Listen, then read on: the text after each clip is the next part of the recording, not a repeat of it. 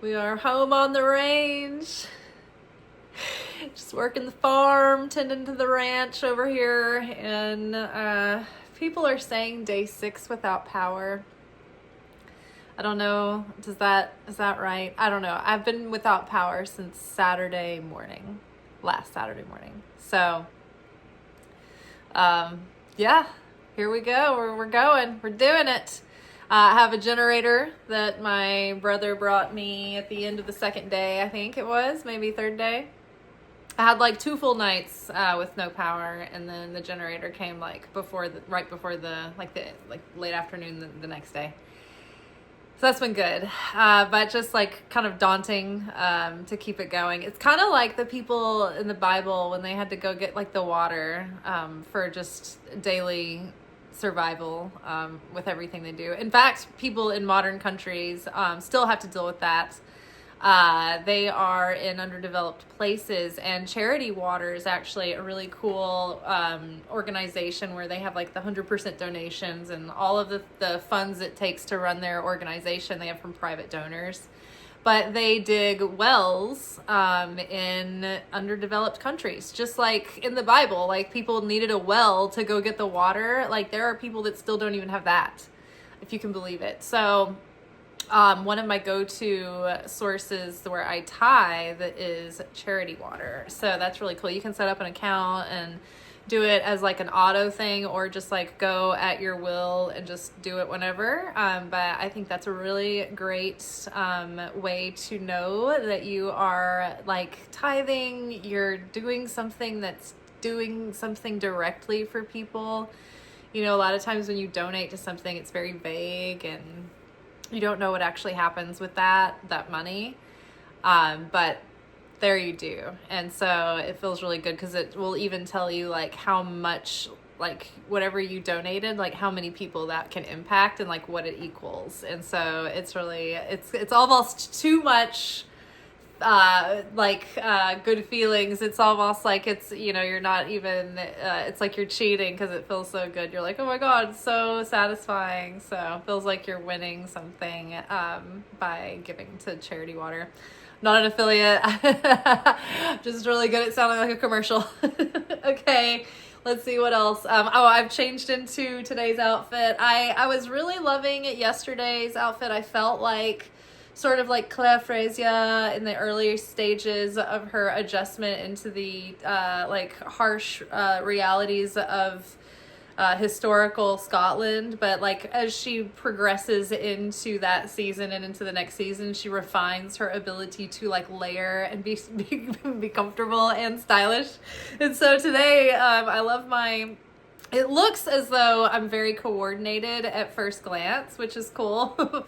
But upon standing, you'll see that I've added a tartan, but it's very Alexander McQueen, I think. It's like sort of like Little Women meets Outlander, like 1700s, 1800s meets Alexander McQueen. Runway, East Nashville, going to Kroger, filling up my gas tank, you know, popping over to the weed store. So yes, these are my fashions. And so let's get into the reading. So y'all are gonna laugh because the cards are quite practical, but they're also addressing like the weekly energy and the moment that we're in right now. And it's so crazy because everything is so layered, and it always is.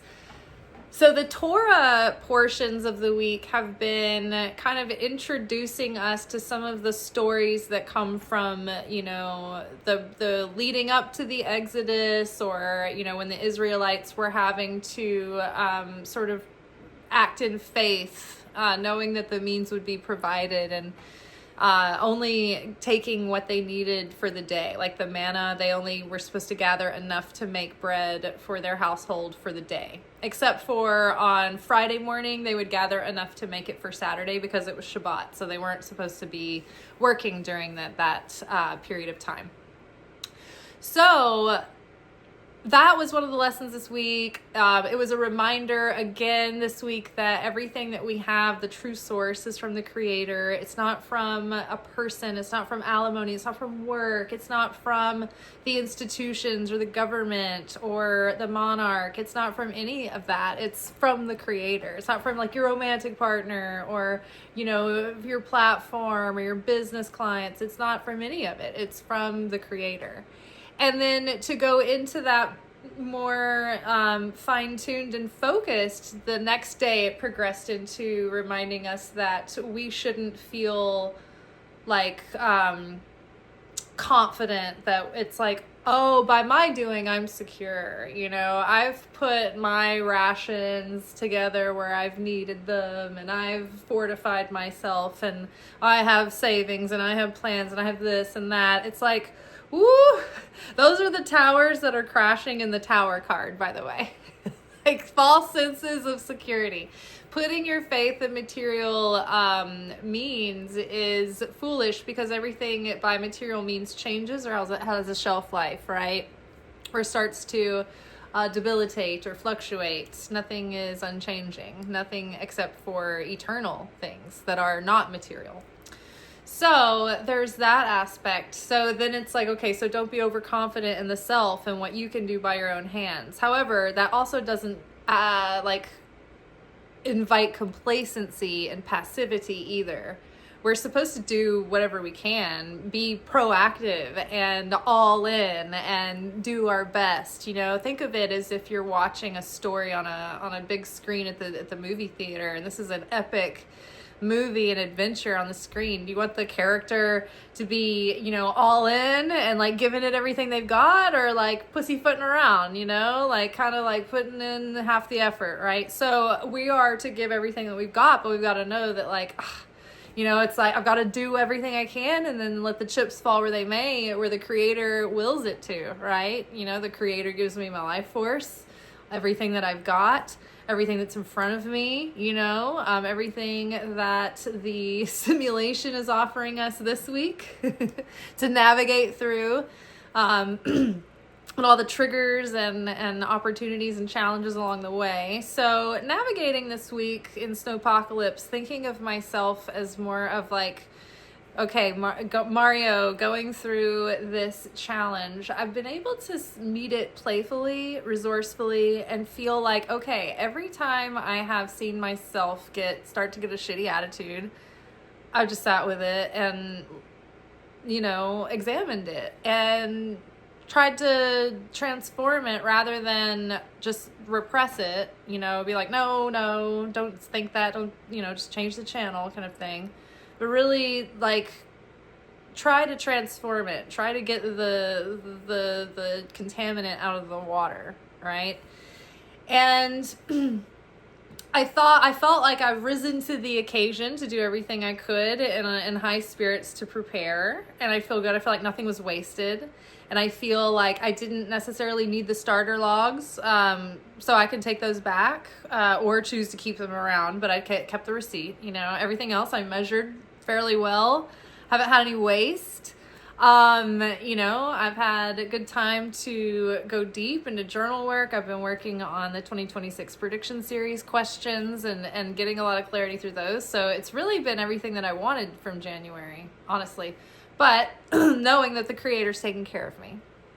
Acknowledging that every day I have had need and I have prayed. And so that brings me to the other Torah portion that was talking about how the Creator, one of the deep secrets that ties into manna for the day, not more and no less, is not just trust me that I'll do this, but it's like, it creates a need to spend time together and ask and exchange and be able to receive a miracle from the Creator every day, right?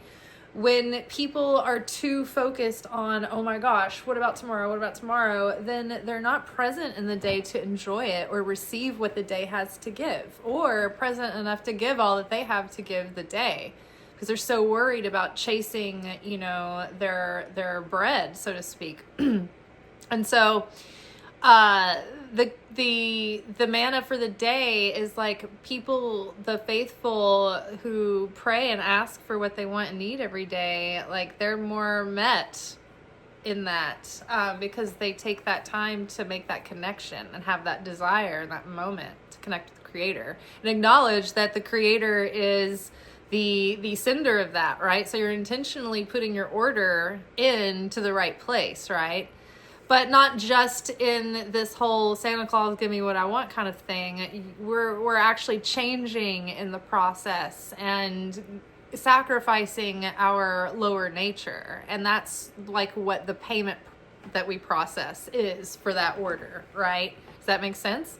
And so the more that we integrate goodness through ourselves and let that radiate into our and out through us into our life and our being, into how we're interacting, and we're becoming less reactive to the stimulus and more consistent, vibrationally speaking, that's making us more effective, because it's like a sustained signal, like radio signal, right? You want to get a sustained signal, and the more stable you are inside, the more you cultivate the peace of Christ within. Don't listen to them telling you to go to this way, go to that way, right? Like in the Gospel of Mary. Then you have this sustained level of peace and fulfillment, and that way you can hear divine guidance and inspiration. And not only that, but you're a more magnetic and clear signal to draw in what you need. And so then when you do everything you can and you're like, okay, the Creator's got it from here, I got to let the chips fall where they may, then you do 100% of yours, but you don't hold on beyond that. You're not like frantic, you're not anxious. Anxiety is just like a drainer of your life force. And so you get back to it and you go about your day knowing that you don't know how, you don't know why. I don't know if you've ever seen Joe versus Volcano, but this is like one of the scenes where at the end she's like, we've been through all this stuff and they've come through all these miraculous turns of events where they're in a pretty bleak situation again as the movie's ending, and he's like, oh, I don't know, he's like always a pessimist, and she's like, they're floating on these rafts. And she's like, I don't know how, I don't know why, but we're going to be all right. And she's got the perspective of, look at everything that we've just come through. Like, surely we're being set up for another big miracle. And the other character, Tom Hanks, it's like Meg Ryan and Tom Hanks. This is a great movie. You got to see it. He's like, I don't know, like he's always the pessimist, he's the hypochondriac, he's like the catastrophizer or whatever. And yeah, so I think it's about knowing that that's what certainty looks like, what Meg Ryan demonstrates in that scene. It's like, she's like, I don't know how, I don't know why, I don't know when, but I know we're going to be all right. So you don't have any expectations of how it's going to play out, right? So then you're not sitting on pins and needles wondering what the expectation, how it's going to play out. For instance, with the power being worked on in the neighborhood, in Nashville, there's so many power outages and there's so many different incidences that are creating the power outages that they're just they're stretched. Like we could be, there's no telling how long it's going to take to get power back on. So they are dealing with issues in relation to the density of the population in those areas first. And a bunch of the people that I've talked to on the street, or the people who are concerned about me, they keep thinking because the people behind me have power now, that we're probably going to get ours soon. And I've been looking at the map and I just realized that those people are just on a different grid, and they were probably in a bigger cluster of people, but because we are pushed up against the park, just us, so we're not on the priority. We're a different incident. I looked at the map, and so I'm like, I don't want to tell them this because I don't know if it's just going to ruin their hope. But I think that for me, I've just accepted to just ride it out and take it as it comes and decide every day what to do. And just let go. And I think that people who are waiting and expecting expectations, and they're like wondering like, who's in charge? Why isn't this getting done? Like they're all kind of like suffering through this. Whereas I'm just like having a good time. Like I'm like, thriving over here essentially. I wish there was more free time during the toil. But otherwise, like I'm good. I'm fine. So yeah, I think that just having the certainty, Creator's going to take care of it. I have to do everything I can, but beyond that, it's out of my control. I know it's going to be okay. Making wise choices in the meantime, doing everything you can, and knowing that it's going to be all right. And I think letting go and that surrender has allowed for me to experience just a miraculous bonus every single day. This week. Today's been pretty quiet, but I haven't needed or worried about anything. Yesterday, my brother gave me a little bit of money in my Venmo to put towards gas. And so that kind of eased my mind about that because I hadn't gotten to work. And my sister has, taken care of me in different ways, and she lives nearby. I could go over there. It's just, I want to be at home, with the creative projects and maintenance projects that need to be going on, and just like keeping the house warm so the pipes are good. So so many people have it worse. But yeah, the other thing that I wanted to point out was that how often, sometimes I think that viral, spammy, conspiracy things are just like that. They're just viral and spammy. But I have caught on to all of the things that link Simpsons to all these different prophetic things that really come true. And I know that this is something real because I have noticed this generally in media throughout my life, that in action movies particularly, they are very prophetic. And so they lined up with my dreams, my reoccurring dreams. I'm like, I think these are prophecies for the future. And it just so happens that all of them caught up to us in 2025. So think about it. I mean, just like natural disaster and AI, robot, everything that you can imagine, right? And these action thrillers from 80s, 90s, Demolition Man, all of it. There's things about those movies that have come to pass. So I have always believed that creators and artists are just channeling and they don't know it. And so they're just not as aware. And so they have noticed that the Simpsons series, which I have watched, I don't know, I probably haven't seen all the episodes, but I've watched quite a bit over my lifetime. It's been on my whole life. And it's part of the foundation of who I am and who everyone that I know is, and their humor and their references. And it's part of my archetypal psyche along with other millennials. And so this particular thing that I saw was that was going around, obviously leading up to Storm Fern. It was that they predicted that the Simpsons had a whole episode that was about in 2026 there will be an ice storm, and that will affect most of the country, and it will have power out for 7 days, and it will everything will be frozen and cell phones won't work. I mean, it was super extreme. But there were a lot of parts of that episode that were absolutely accurate and true. And there was even a scene of frozen skyscrapers and a frozen cityscape. And one of the most famous photos that has come out of from the storm is from Nashville. Somebody captured the cityscape against the river, steaming and frozen, with the bridge and the Batman building, and it's all this glass, which is a frozen city. It looks like The Day After Tomorrow. It looks like the freaking movie Day After Tomorrow. So crazy. So I was like, that is so effing weird, because it really did turn out like that. It's so wild. I mean, tomorrow will be day 7. It'll be Saturday to Saturday. Which by my count is 8 days, but whatever, that would be good, because the 8th day is the day of the miracle. Remember? Because we were talking about that in Kabbalah, the 7.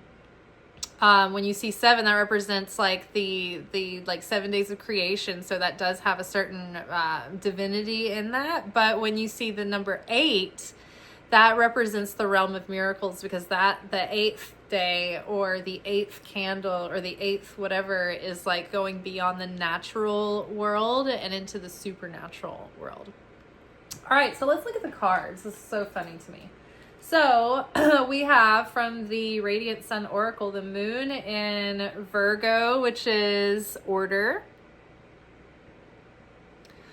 followed by the moon in Scorpio, which is power, like the power, like order, like the lines, like get in line. The orders are stacking up, but they're finding organization. They're getting things in order. Oh my God. And the power, right? I mean, there's so many funny things about this reading. And then we have Mercury in Aries, which is restless. It's like everyone, like the headline I saw on Facebook about from like local channel 5 is like, people are boiling over, the power being out. I'm thinking like, nobody boiling shit, lady. But I'm like, I guess people are complaining a lot, but which I understand, but at the same time, like, this is what it is, right? I'm not going to suffer. I'm just going to try to enjoy myself. So, but it's terrible. Like, and then it is very, like, I'm lucky, so I can just suffer the inconvenience and the discomfort. But there are other people who don't have a generator, so they're actually in grave danger. So in that regard, yes, like there's every reason to complain. So, but yes, people are getting restless. But yeah, so we have order, power, and restlessness. Even just beyond the storm right now, the feelings on a national and international level are all of these things, right? The idea, the concept, the subject of order is on the table, on the docket for, discussion and debate, and worry and tension and effort. And so in every way you can imagine the vibration of order, it is being engaged and activated and yanked at and buzzed around right now. Let's just put it that way. I feel like I've got too many cords near my heater, space heater. Okay, and so underneath order, we have Eight of Pentacles. They're working on it, right? They're getting more organized. They're getting their shit together. Things are coming into order, right? But the Eight of Pentacles is about working on a project. It's about long-term effort, not short-term. It's about consistent effort over a long period, or working on something like an apprenticeship for a while. Education, like long form education, something that like is like a lifelong process, like, but it's long term and it's something that you learn from and you're kind of working out. It's like you're in the lab with it. So to me, this is literally speaking about the linemen out there working hard to get the power back on, NES and the city and the state trying to, get organized and figure this out while they're probably fighting amongst different bureaucratic, offices and systems like they always do. That's why it's always slow. So, but everything's coming along. Right.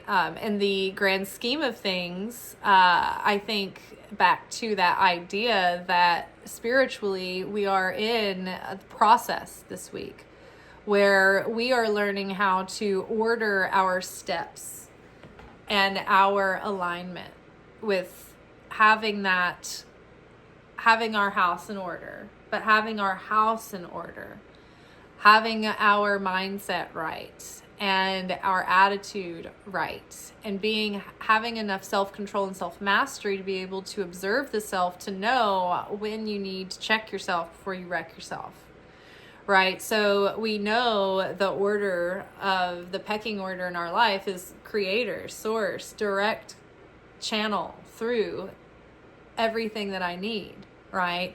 And so this process that we're in this week, the situation is like a learning experience. You know, it is a moment where my heater is getting hot. It's no joke. I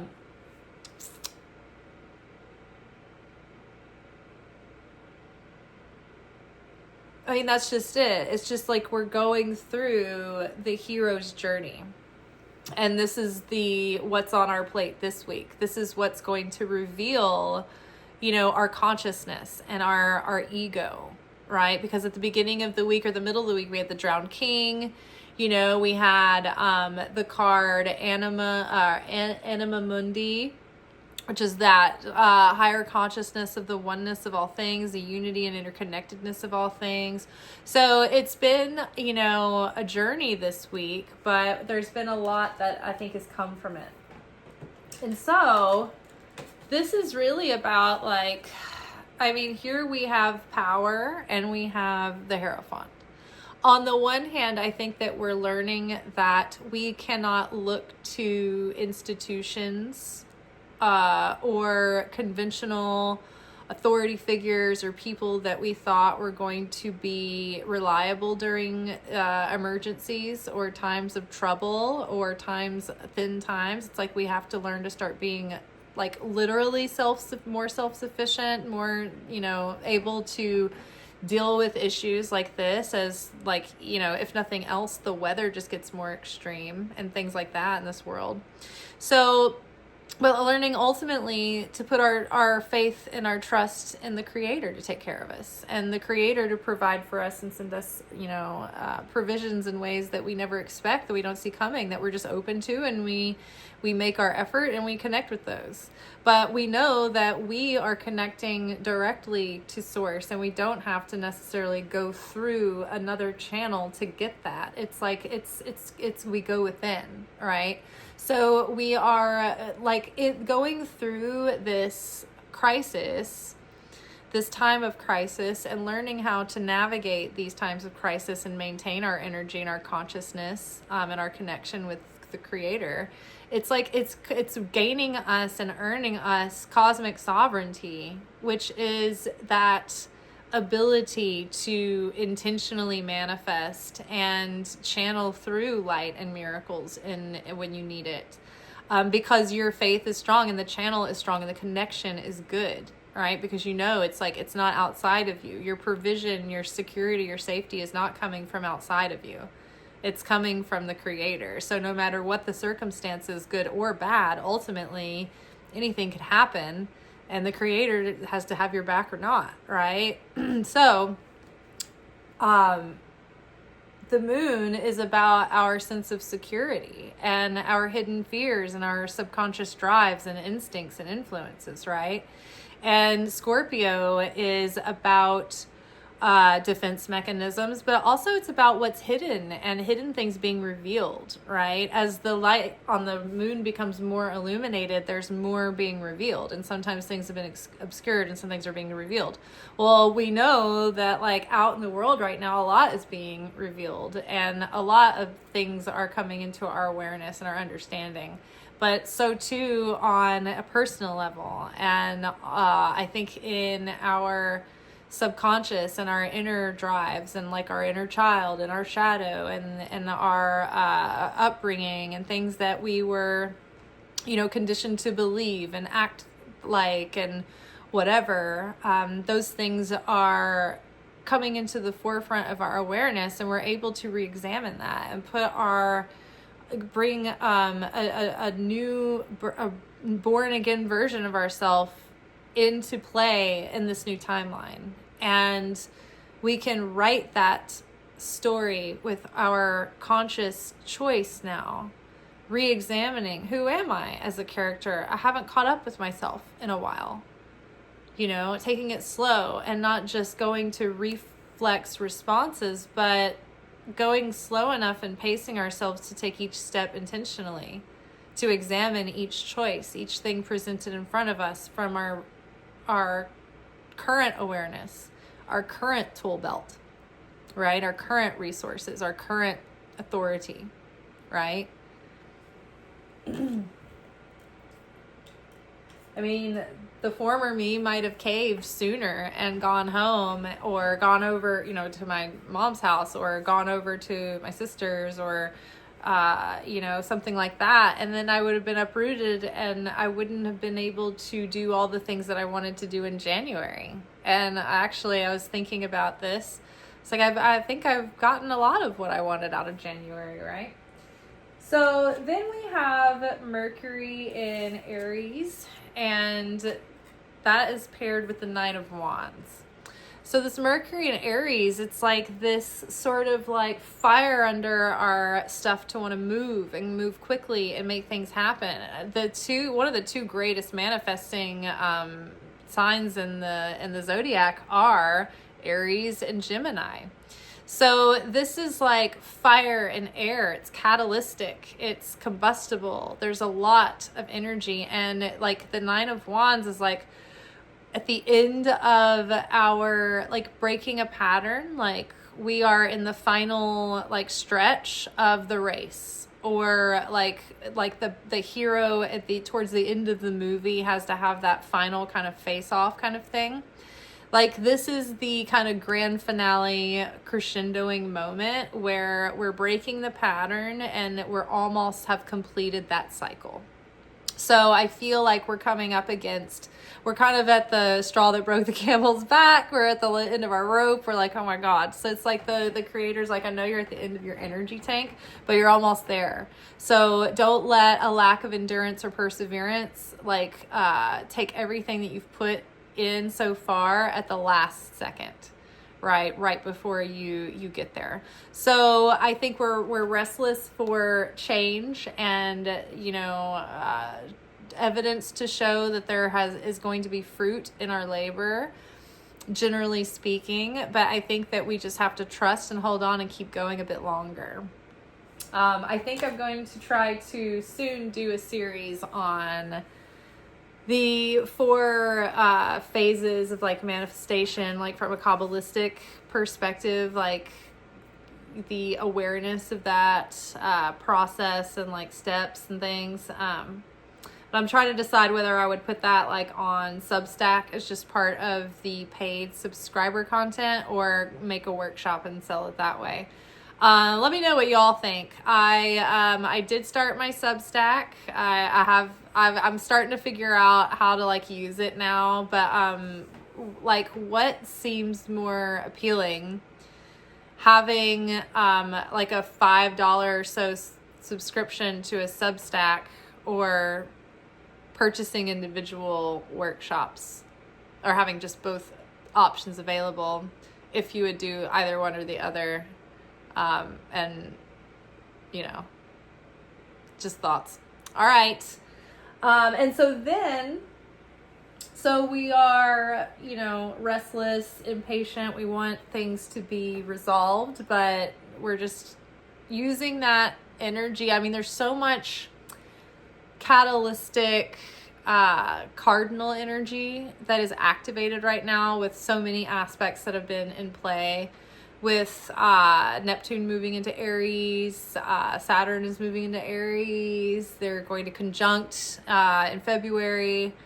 And so there's been like the cardinal new moon and full moon last month. We're on the verge of another full moon actually on Sunday, I think. But it's in Leo. That's a fixed sign. It's fire sign.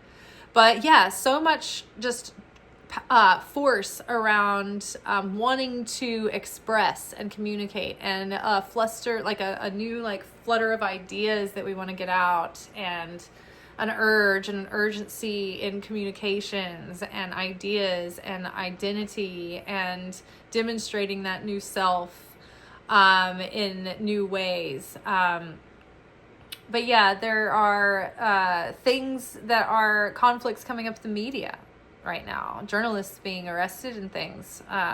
So there is conflict with Mars, with our First Amendment right now. So in a way, it's stirring up a lot of energy and wanting for people to express themselves, and it's also stirring up a lot of energy around the idea of self-expression. itself. And so there's different layers of that concept being revealed and manifested, if that makes sense. And so again, we have the lovers coming up, like we did the middle of the week. It's not about lovers, actually. It's about the choices that we make and the inner and the outer being married together, right? The soul and the transformation of the soul being made evident, and the outer, the masculine expression of the inner spiritual transformation. So in the way that we show up and give and share, and also being able to be guided and led and directed by our spirit, by our intuition, by that connection with the Holy Spirit, right? That's why the feminine is usually looking at the Archangel Raphael in the artwork, and the masculine is looking to the feminine. It's like the conscious personality of reason and logic first needs to quiet the self and look to the spirit and the soul's urging and guidance, and then take that and filter that through that logic and reason and put that into actionable steps, right? So it's like, what path are we choosing? We need to continue to choose love, sharing, goodness, being a vessel of the light, because that will continuously keep us on the path of blessing and favor and provision, and continuing to show that and express that appreciation. That level of appreciation continues to open us up to receiving more and more. But when we become like frustrated and we feel like things aren't going the way that we want, or we feel like, things have been unfair or whatever, and we're not, it's a sign that we're not in appreciation. And instead of receiving less than what we deserve, we're receiving more than what we can appreciate. So if you're like me this morning, I was really irritable, and I could feel myself being irritable. And I remembered the lesson from my Kabbalah class last night that was about just that. It's like, okay, I'm not in appreciation right now, and I need to switch into appreciation. Because I wasn't being appreciative enough, of all the goodness. I was getting irritable and bemoaning my situation, and I would not expressing enough gratitude of what I do have, right? So staying on the frequency of the eternal, ever-flowing light of the Creator's ever-sharing, and just being appreciative of that really opens you up to receiving blessings. And I have been blessed every day this week. So I hope that y'all are well. Continue to let me know what y'all are up to, where you are out in the world, and how you're weathering the storm and the weather. And yeah, everybody stay warm and stay safe. Peace. Ciao. Even the cards are eagerly awaiting the power to come back on, whilst at the same time assuring that they're working on it and we need to just chill.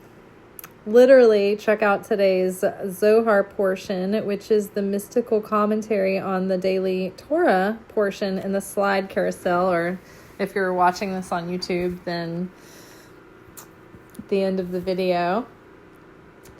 The real lesson going on here is that we, like the Israelites, are being taken through a journey in a wilderness. And a fun aspect of this wilderness is to learn absolute trust for the Creator to provide for and protect us, and to understand fully what it means to gather manna for the day.